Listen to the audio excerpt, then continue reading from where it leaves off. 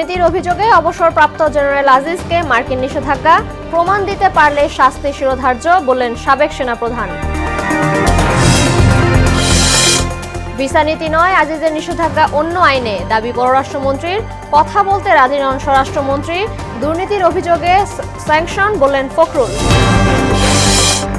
বাংলাদেশে মত প্রকাশের স্বাধীনতার সংকটজনক হলেও 2 ধাপ উন্নতি হয়েছে। কিছু মানুষ সুবিধা পেলেও বাকিদের ক্ষেত্রে প্রশ্নবিদ্ধ। এবং জনসংখ্যার ভারে বসবাসের যোগ্যতা হারাচ্ছে রাজধানী ঢাকা। প্রতি বর্গ কিলোমিটারে 45,000 মানুষের বাস, পরিবেশে বিরূপ প্রভাবের শঙ্কা।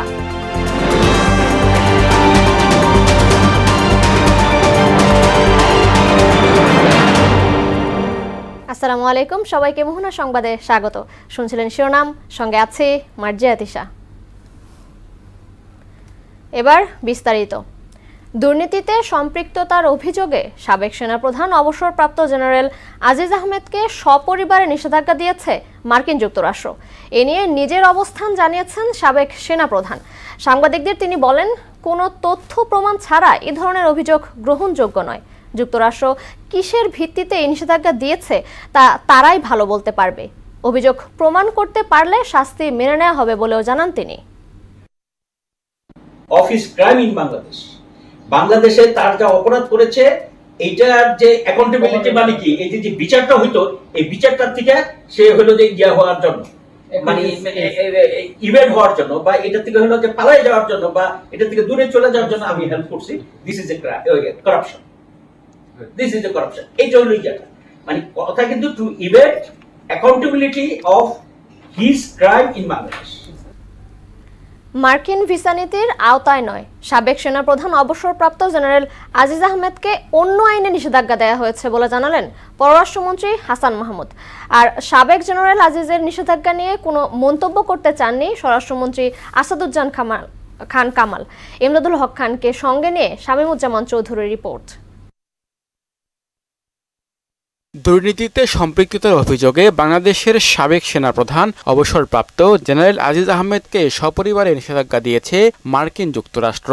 বাংলাদেশ সময় সোমবার মধ্যরাতের পর যুক্তরাষ্ট্রের পররাষ্ট্র দপ্তরের ওয়েবসাইটে প্রকাশিত বিবৃতিতে আজিজ আহমেদ ও তার পরিবারের সদস্যদের যুক্তরাষ্ট্রের প্রবেশে অযোগ্য ঘোষণার কথা জানানো হয়। ঢাকা রিপোর্টার্স ইউনিটিতে মিট দ্য প্রেস অনুষ্ঠানে পররাষ্ট্রমন্ত্রী হাসান মাহমুদ সাবেক সেনাপ্রধান আজিজকে কোন নীতির আওতায় নিষেধাজ্ঞা দেওয়া হয়েছে তার ব্যাখ্যা দেন। জেনারেল আজিজের বিরুদ্ধে যে ভিসা রেস্ট্রিকশন দেওয়া হয়েছে সেটা হচ্ছে foreign operation and related programs appropriation act, এটার অধীনে দেওয়া হয়েছে। অর্থাৎ যে ভিসা নীতি ঘোষণা করা হয়েছিল সেটির অধীনে তাকে ভিসা রেস্ট্রিকশন দেওয়া হয়নি, অন্য অ্যাক্টের অধীনে তাকে ভিসা রেস্ট্রিকশন দেওয়া হয়েছে। দুর্নীতির বিরুদ্ধে সরকারের জিরো টলারেন্স নীতির কথাও জানান তিনি। আমরা দুর্নীতির বিরুদ্ধে আমাদের সরকার জিরো টলারেন্স নীতি গ্রহণ করেছে। এদিকে সচিবালয়ে সরকারি ক্রয় সংক্রান্ত মন্ত্রিসভার বৈঠক শেষে স্বরাষ্ট্রমন্ত্রী আসাদুজ্জামান খান কামাল বলেন, এই নিষেধাজ্ঞার বিষয়টি কিছু জানা নেই তার। আমাদের যাকে দিয়েছেন এটা আমাদের কাছে এখনো সঠিকভাবে আমাদের কাছে আসে নাই, আমরা আসলে সেটা বুঝতে পারবো কেন দিয়েছেন। ঝিনাইদহ 4 আসনের সংসদ সদস্য আনোয়ারুল আজিমের বিষয়ে মন্ত্রী বলেন, ভারতীয় পুলিশ ও গোয়েন্দা সংস্থার সঙ্গে এ নিয়ে কাজ চলছে। আমাদের কাছে যে আসছে স্বরাষ্ট্র মন্ত্রণালয় আমরা জানি এবং আমাদের সব গভর্নমেন্ট এজেন্সিগুলো এটা নিয়ে কাজ করছে। শামীমুজ্জামান চৌধুরী, মোহনা সংবাদ, ঢাকা। গণতন্ত্র বিনষ্ট ও দুর্নীতির দায়ে সাবেক সেনাপ্রধান জেনারেল আজিজ আহমেদ মার্কিন নিষেধাজ্ঞায় পড়েছেন বলে জানিয়েছেন বিএনপি মহাসচিব মির্জা ফখরুল ইসলাম আলমগীর। ঢাকা রিপোর্টার্স ইউনিটিতে এক অনুষ্ঠানে তিনি এ কথা বলেন। দুর্নীতিবাজদের হাতে ব্যাংকের দায়িত্ব তুলে দেওয়া হয়েছে বলেও অভিযোগ করেন বিএনপি মহাসচিব। ইমদাদুল হক খানের রিপোর্ট। জাতীয় গণতান্ত্রিক পার্টি জাকপার প্রতিষ্ঠাতা সভাপতি শফিউল আলম প্রধানের 7ম মৃত্যুবার্ষিকী উপলক্ষে ডিআরইউতে স্মরণসভার আয়োজন করা হয়। অনুষ্ঠানে সরকারের দুর্নীতি ও লুটপাটের নানা তথ্য তুলে ধরেন বক্তারা। কাউকে কোনো অর্থনৈতিক নয়, উনি বলেছিলেন আন্দোলন হবে, গণতান্ত্রিক আন্দোলন হবে। বর্তমান ফ্যাসিস্ট সরকার বাংলাদেশের এমন কোনো কাজ নাই, অন্যায় কাজ করি নাই, সেই সরকারকে পতন ঘটানোর জন্য ওনার মতন একজন নেতা দরকার ছিল। বিএনপির যুগ্ম মহাসচিব মোয়াজ্জেম হোসেন আলাল বলেন, বর্তমান সরকারের আমলে দেশের মানুষ কঠিন দুঃসময় পার করছে। ঠিক সময় মতো ক্যারাম বোর্ডের গুটির মতো টোকা দিয়ে এই আওয়ামী লীগ প্রধান সবাইকে ফেলে দেয়। যার প্রয়োজন শেষ টিস্যু পেপারের মতো ব্যবহার করে ছুঁড়ে ফেলে দেয়। যার প্রমাণ নজিবুল বাসার মাঝভান্ডারি, যার প্রমাণ দিলীপ বড়ুয়া, যার প্রমাণ হাসানুল হক ইনু। প্রধান অতিথির বক্তব্যে বিএনপি মহাসচিব মির্জা ফখরুল ইসলাম আলমগীর বলেন, দুর্নীতির দায়ে সাবেক সেনাপ্রধান জেনারেল আজিজকে দেয়া মার্কিন নিষেধাজ্ঞা র্যাবের মতো একটি বিভ্রান্ত। অনেকেই খুশি হবেন যে আপনার আজিজের স্যাংশন এসছে। আমি মনে করি যে ওটা হচ্ছে আরেকটা বিভ্রান্ত করা। র্যাবের বিরুদ্ধে হয়েছে আপনার র্যাব সংগঠন হিসেবেই বন্ধ, পুলিশের 9 জন ছিল, তখন তো স্যাংশন হয়েছিল। তাতে কি ওদের সেই ভয়ঙ্কর যাত্রা যেটা, সেই যাত্রা বন্ধ হয়েছে? বন্ধ হয়নি। দুর্নীতিবাজদের হাতে ব্যাংকের দায়িত্ব তুলে দেওয়া হয়েছে বলেও অভিযোগ করেন তিনি। ব্যাংকগুলো দুর্নীতির এমন পর্যায়ে গেছে এখন বাহার করেও তারা কোনো টিকতে পারবে না। এমদাদুল হক খান, মহানা সংবাদ, ঢাকা। বাংলাদেশে মত প্রকাশের স্বাধীনতা সংকটজনক হলেও 2 ধাপ উন্নতি হয়েছে। রাজধানীর একটি হোটেলে বৈশ্বিক মতপ্রকাশ প্রতিবেদনে এ তথ্য জানিয়েছেন আর্টিকেল 19-এর দক্ষিণ এশিয়ার আঞ্চলিক পরিচালক শেখ মঞ্জুরি আলম। এতে টিআইবির নির্বাহী পরিচালক ইফতেখারুজ্জামান বলেন, বাংলাদেশে কিছু মানুষের মতপ্রকাশের স্বাধীনতা থাকলেও বাকিদের স্বাধীনতা নিয়ন্ত্রিত। মনিরুল ইসলামের রিপোর্ট। বিশ্বজুড়ে মত প্রকাশের স্বাধীনতা ও তথ্য অধিকার নিয়ে কাজ করে আন্তর্জাতিক সংস্থা আর্টিকেল 19। এবারের প্রতিবেদনে বাংলাদেশে মত প্রকাশের স্বাধীনতাকে সংকটজনক উল্লেখ করা হয়েছে। সংবাদ সম্মেলন করে এ প্রতিবেদন প্রকাশ করে আর্টিকেল 19-এর দক্ষিণ এশিয়ার আঞ্চলিক পরিচালক শেখ মঞ্জুর ই আলম বলেন, মত প্রকাশের 25 সূচকের সবকটিতেই বাংলাদেশের অবস্থান ঋণাত্মক। দক্ষিণ এশিয়ায় মুক্ত মত প্রকাশের মতো কোনো দেশ নেই। এই অঞ্চলের 8টি দেশের মধ্যে 3টির অবস্থায় সংকটজনক: ভারত, বাংলাদেশ এবং আফগানিস্তান। বেলার নির্বাহী পরিচালক সৈয়দা রিজওয়ানা হাসান মত প্রকাশের স্বাধীনতাই বাংলাদেশের বাস্তব পরিস্থিতি তুলে ধরেন। কন্টেন্ট ক্রিয়েট করলে সেটা যখন কোনো একটা বিশেষ রাজনৈতিক গোষ্ঠী বা ক্ষমতাসীন সরকারের বিরুদ্ধে যায়, তখন সেই কন্টেন্ট ক্রিয়েটরকে নানানভাবে হয়রানি করা হয়। কলামিস্ট সোহরাব হাসান বলেন, সংবাদ মাধ্যমের ক্ষেত্রে ডিজিটাল নিরাপত্তা আইন কিছুটা নমনীয় হলেও ভয়ের সংস্কৃতি এখনো বিদ্যমান। এখানে সংকটজনক বলেছে, আমরা বোধহয় সংকটজনকের চেয়েও একটু বেশি বিপদে আছি।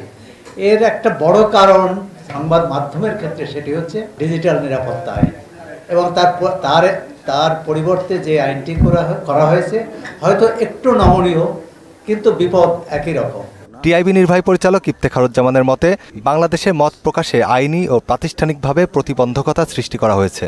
বাংলাদেশের মত প্রকাশের স্বাধীনতা নাই সার্বিকভাবে, এটা কিন্তু বলবো না, বলা যাবে না। কিছু মানুষের জন্য সবারই তো মত প্রকাশের স্বাধীনতা আছে, সেটি সত্য কথা বলি বা অসত্য কথা বলি, যেভাবে খুশি বলি সেটি আমি স্বাধীনভাবে বলতে পারবো, এরকম কিছু মানুষ আছে। আবার কিছু আর বাকি যে বিশাল জনগোষ্ঠী, তাদের জন্য কিন্তু হচ্ছে যে আসলে তাদের মত প্রকাশের স্বাধীনতা হচ্ছে যে একটা নিয়ন্ত্রণের মধ্যে আছে।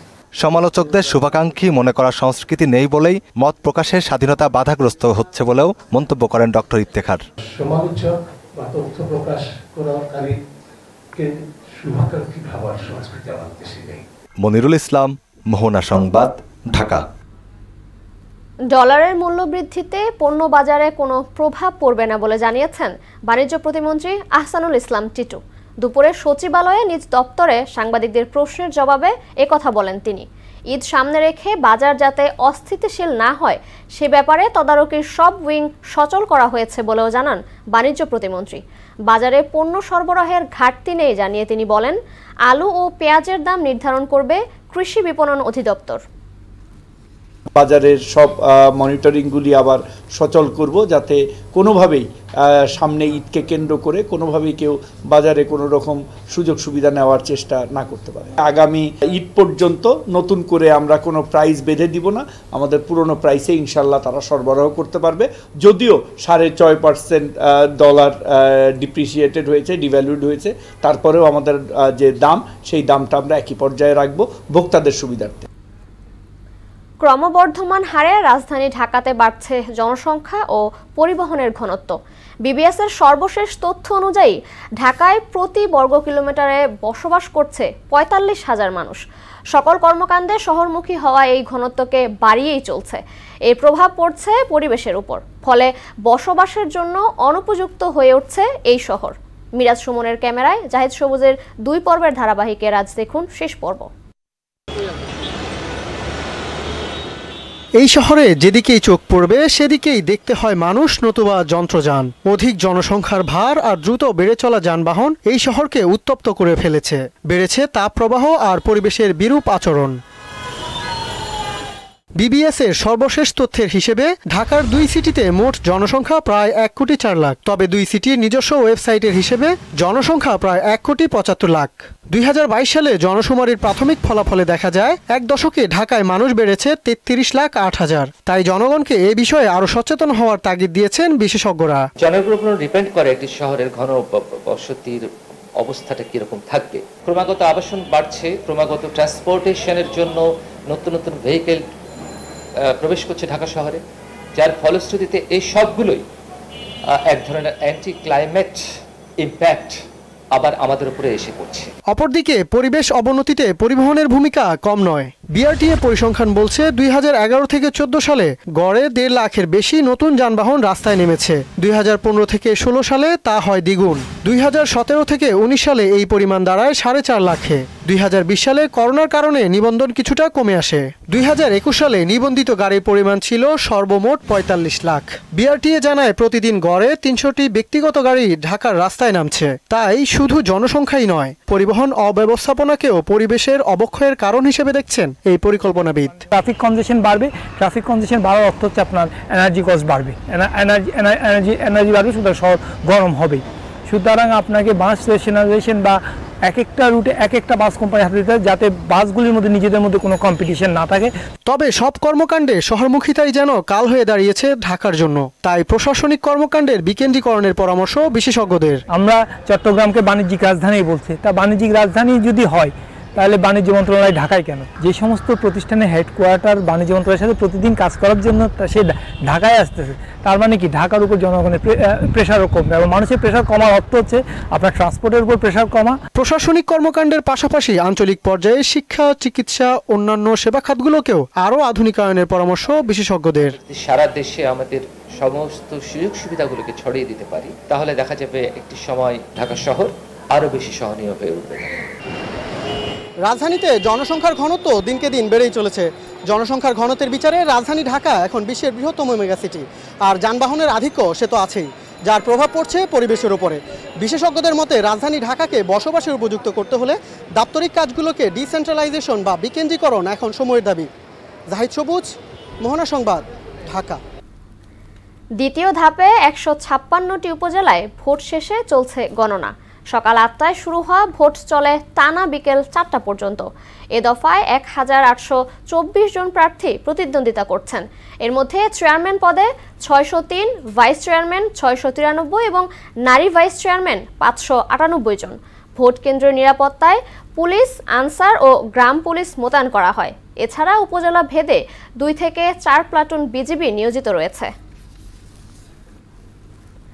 জুন মাসের মধ্যে ঋণখেলাপিদের তালিকা প্রকাশ করার দাবি জানিয়েছেন গণসংহতি আন্দোলনের প্রধান সমন্বয়কারী জোনায়েদ সাকি।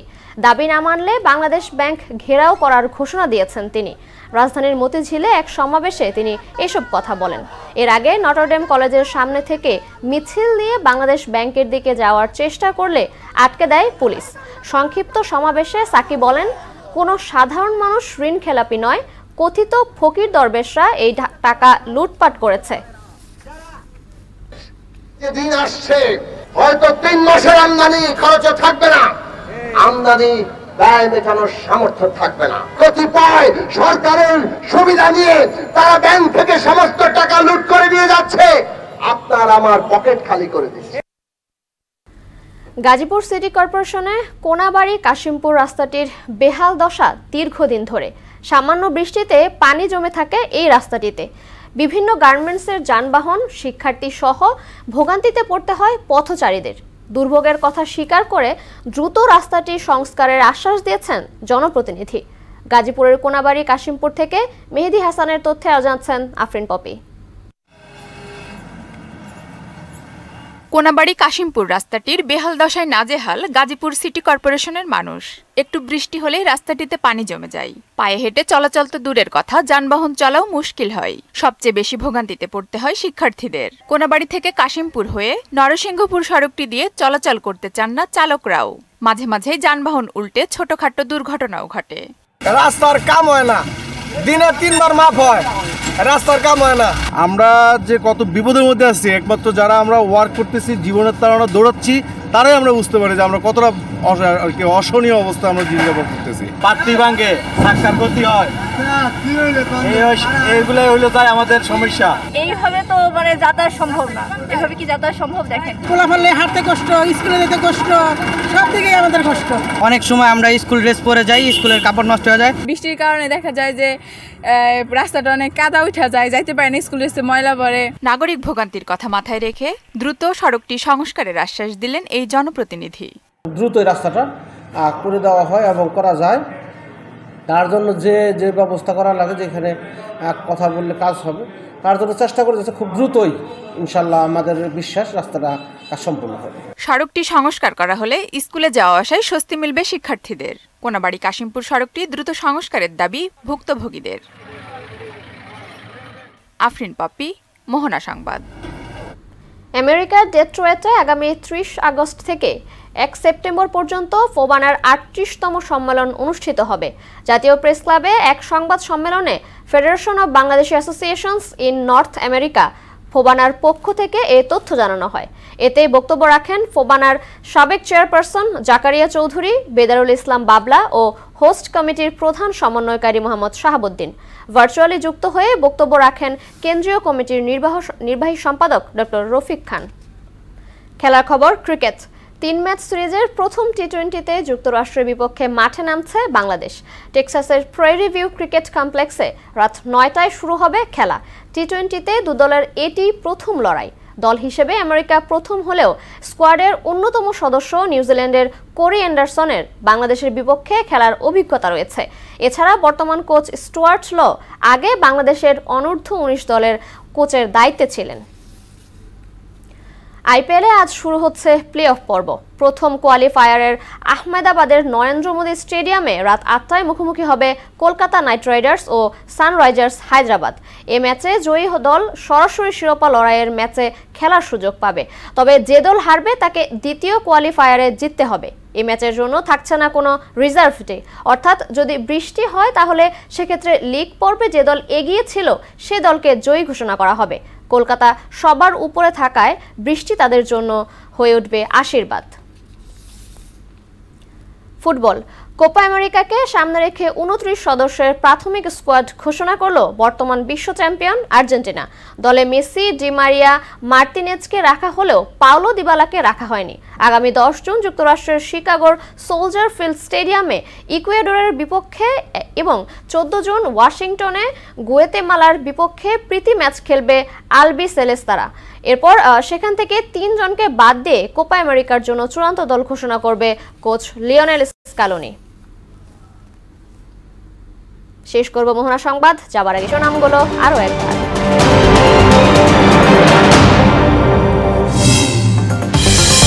দুর্নীতির অভিযোগে অবসরপ্রাপ্ত জেনারেল আজিজকে মার্কিন নিষেধাজ্ঞা, প্রমাণ দিতে পারলে শাস্তি শিরোধার্য বললেন সাবেক সেনাপ্রধান। বিচারনীতি নয়, আজিজের নিষেধাজ্ঞা অন্য আইনে, দাবি পররাষ্ট্রমন্ত্রীর। কথা বলতে রাজি নন স্বরাষ্ট্রমন্ত্রী। দুর্নীতির অভিযোগে স্যাংশন বললেন ফখরুল। বাংলাদেশে মত প্রকাশের স্বাধীনতা সংকটজনক হলেও 2 ধাপ উন্নতি হয়েছে। কিছু মানুষ সুবিধা পেলেও বাকিদের ক্ষেত্রে প্রশ্নবিদ্ধ। এবং জনসংখ্যার ভারে বসবাসের যোগ্যতা হারাচ্ছে রাজধানী ঢাকা। প্রতি বর্গ কিলোমিটারে 45,000 মানুষের বাস, পরিবেশে বিরূপ প্রভাবের শঙ্কা। এই ছিল মোহনা সংবাদে। পরবর্তী সংবাদ রাত 9টায়। এছাড়া মোহনার সবশেষ খবর জানতে ভিজিট করুন www.mona.tv। সংবাদ দেখতে পারেন ফেসবুক ও ইউটিউবেও। এতক্ষণ সঙ্গে থাকার জন্য ধন্যবাদ সবাইকে।